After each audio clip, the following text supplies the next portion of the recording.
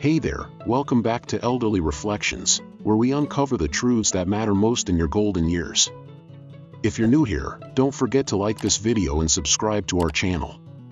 It helps us reach more seniors who want to live better, not just longer. And tell me in the comments, where are you watching from today? I always love hearing your stories. Now, let me ask you something straight up. Have you ever looked at your plate and thought, this is just a little salt, can't hurt, right? Or maybe you're eating canned soup, deli meat, or even a slice of bread, and you think it's healthy because it's low-fat or sugar-free. But here's the shocking truth. Most seniors today are eating up to 3 times more salt than their body can safely handle, and they don't even know it. I'm not saying this to scare you. I'm saying it because I've seen what happens when good, smart people unknowingly walk into the salt trap. And the worst part? The effects aren't always obvious at first. But they build up quietly, in your heart, your brain, your kidneys, until one day, it's too late. Let me tell you about Walter. Walter was 69 when he started feeling a little off. Nothing major. Just a little more tired than usual, a little puffiness in the ankles, a bit of dizziness when he stood up. His daughter thought it was just part of getting older. So did he. But within a year, Walter had developed chronic kidney disease, and his blood pressure was dangerously high. The culprit? Sodium. And not just the salt shaker kind. Turns out, Walter was doing what most seniors do. He wasn't eating fast food or dumping salt on everything. No. He was eating what he thought was healthy. Store-bought soups, a few crackers, some low-fat deli turkey, and even healthy whole wheat bread. But those items, all of them, were loaded with hidden sodium. The average senior in America consumes about 3,400 milligrams of sodium a day. You know how much you should be getting? No more than 1,500. That's less than a teaspoon of salt. Yet it sneaks in from every corner of your kitchen, and it's not just about what you add, but what's already there. Now, let's dig into why this is so dangerous, and more importantly, what you can do to fix it. First, you have to understand what excess sodium does to a body over 65. When you were younger, your kidneys were powerhouses, filtering out excess sodium, balancing fluid levels, handling the load. But after 60, those kidneys start to slow down. It's normal, but it makes you more vulnerable. Too much sodium now puts extra pressure on your kidneys, making them work harder than they should.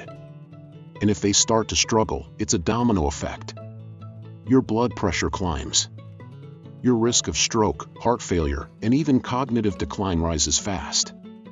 Did you know that according to the CDC, more than 70% of sodium in our diets comes from processed and restaurant foods?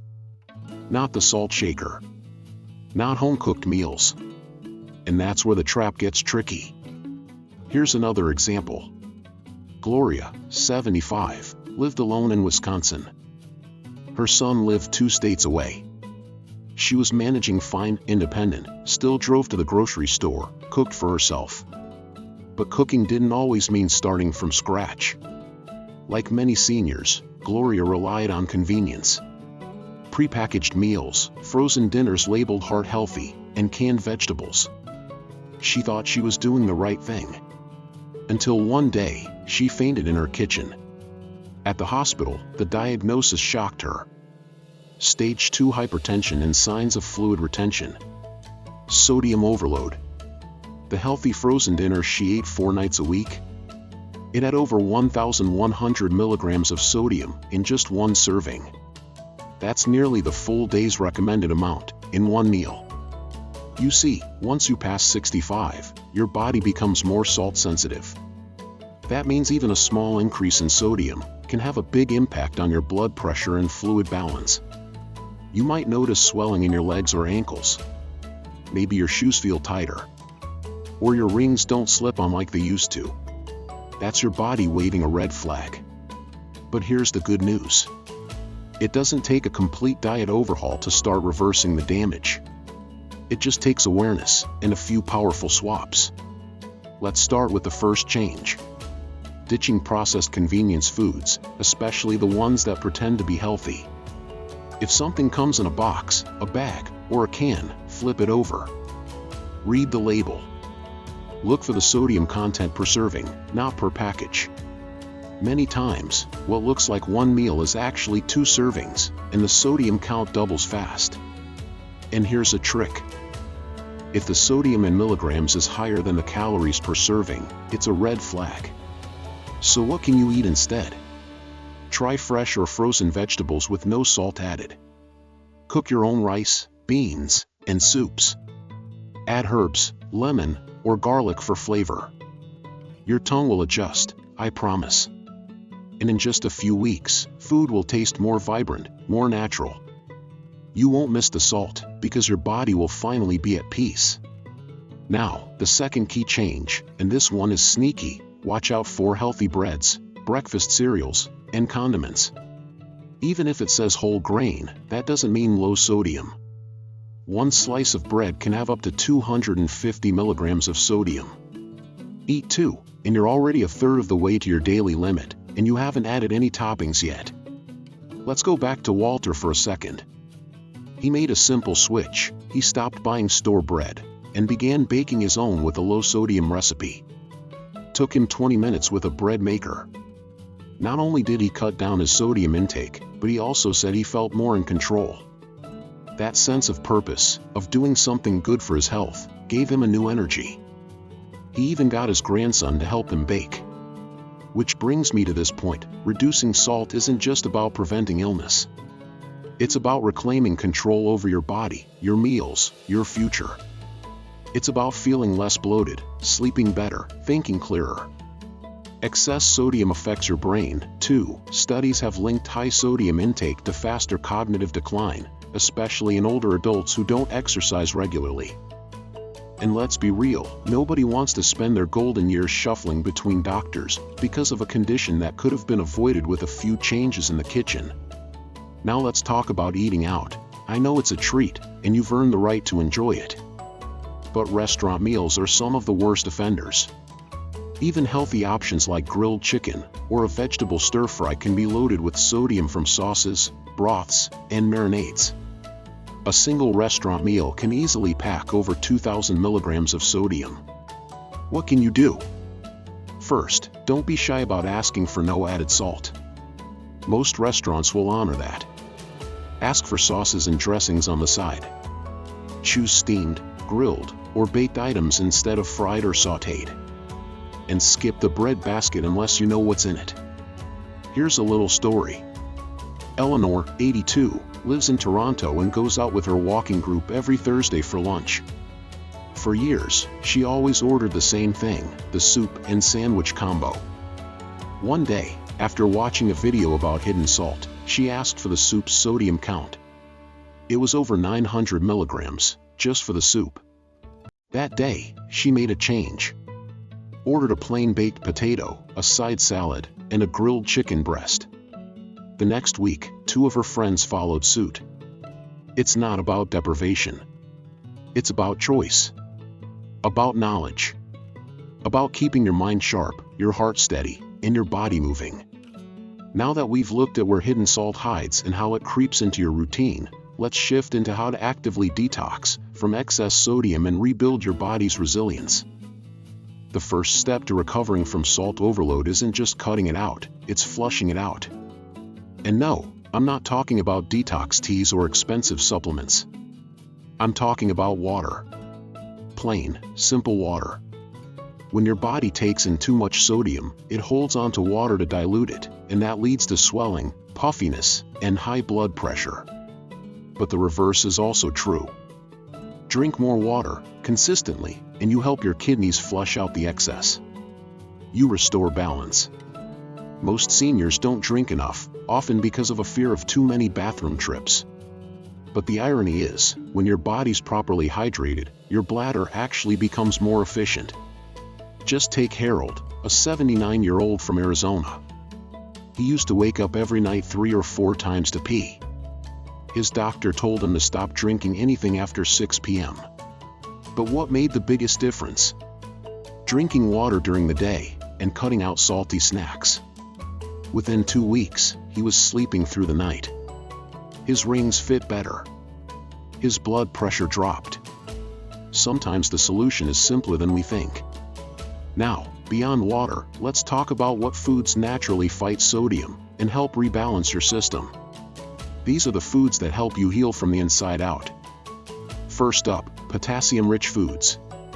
Potassium helps counteract the effects of sodium by relaxing blood vessels and helping the kidneys excrete more salt. Bananas are the classic example, but they're just the beginning. Sweet potatoes, spinach, beans, avocados, and even plain yogurt are all excellent sources of potassium. I remember Nora, 70, from Ohio. She was on the verge of going on blood pressure meds, but wanted to try dietary changes first. Her doctor supported it. So she cut out canned soups and started having a potassium-rich smoothie every morning with spinach, banana, and a scoop of Greek yogurt. 2 months later, her pressure had stabilized. She felt clearer, more alert, and didn't need the medication. But potassium isn't the only nutrient your body needs to bounce back. Magnesium and calcium also play vital roles in maintaining healthy blood pressure and muscle function. Almonds, leafy greens, and seeds like flax or chia are great choices. One easy meal that helps cover all three? A spinach salad with avocado, cherry tomatoes, and a sprinkle of sunflower seeds, dressed with lemon juice and olive oil. Delicious, simple, and your heart will thank you for it.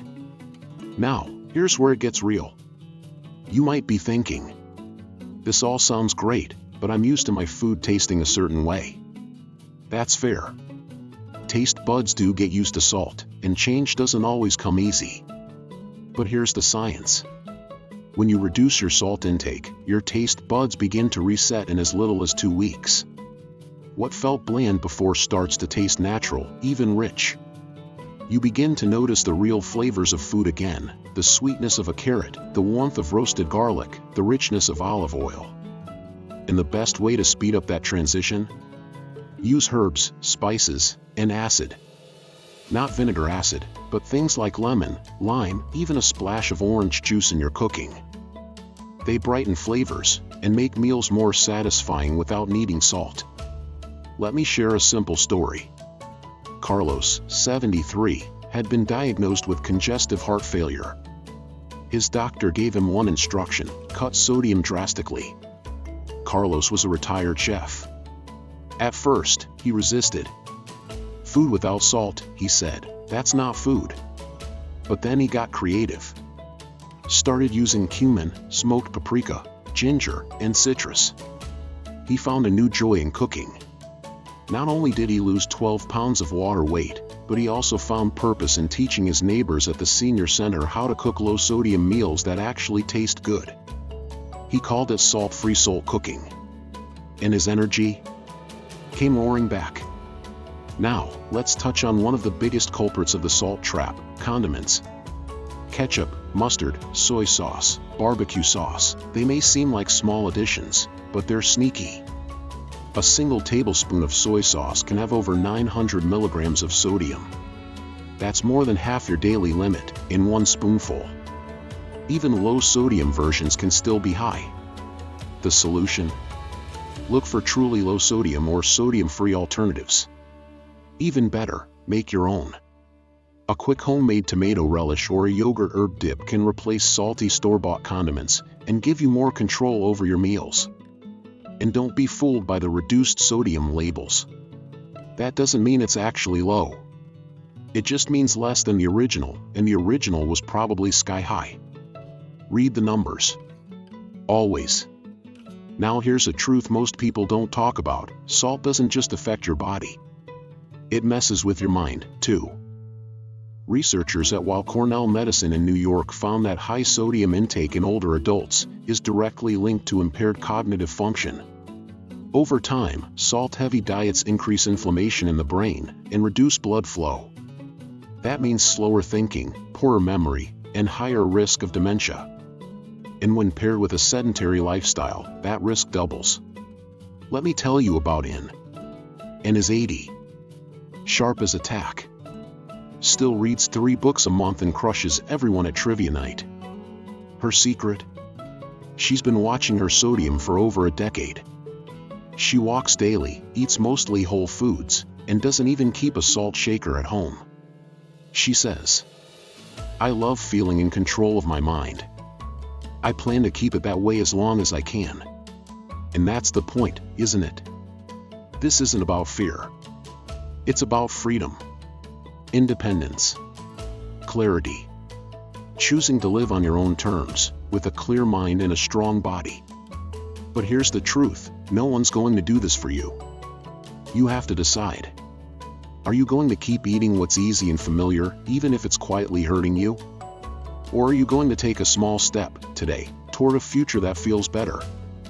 It starts in your kitchen, with what you put in your cart, what you put on your plate, and how you treat your body at every meal. Let me leave you with one more story before we go on. Tom and Marie, both in their 70s, married 52 years. Tom had heart issues, and his doctor told him to cut the salt. Marie wasn't happy about it. "We've eaten the same way our whole lives," she said. "Why change now?" But then Tom had a minor stroke. That changed everything.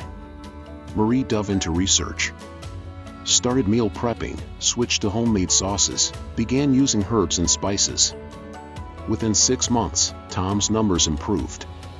But more importantly, their marriage grew stronger. They cooked together, learned together, laughed again.